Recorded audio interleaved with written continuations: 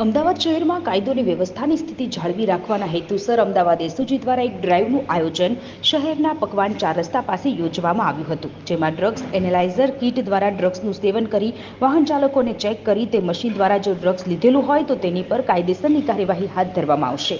આજ રોજ 10 વાહનો ચાલકોને તપાસી આગળની કાર્યવાહી હાથ ધરી હતી. પોલીસે નાના મોટા 8 કાફલા સાથે ડ્રાઈવનું આયોજન કરવામાં આવ્યું હતું. Satya day news, Vinod Parmar, Ahmedabad.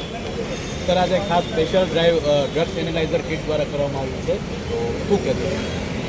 નવરાત્રિના સમયે, રાત્રિના સમયે ડ્રગ એક્ટિવ લોકો ડ્રગ લેતા હોય છે, એને અકસ્માત થતા હોય છે, બીજા ગુનાઓ બનતા હોય છે. તે અટકાવવા માટે પોલીસ કમિશનર સાહેબની સૂચનાથી એસઓજી ક્રાઇમ બ્રાન્ચ અને ક્રાઇમ બ્રાન્ચ દ્વારા અમદાવાદ શહેરમાં બધી જગ્યાએ શહેર રોડ પર તેમજ ગરબાના સ્થળે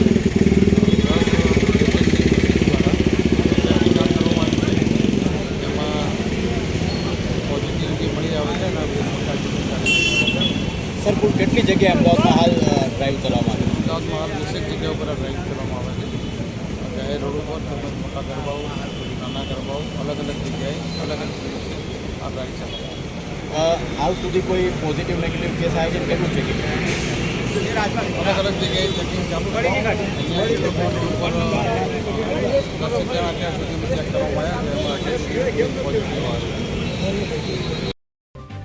જો તમે આ વિડીયો ફેસબુક પર જોઈ રહ્યા છો તો લાઈક અને ફોલો કરો, અને યુટ્યુબ પર જોઈ રહ્યા છો તો અમારી ચેનલને સબસ્ક્રાઇબ કરો.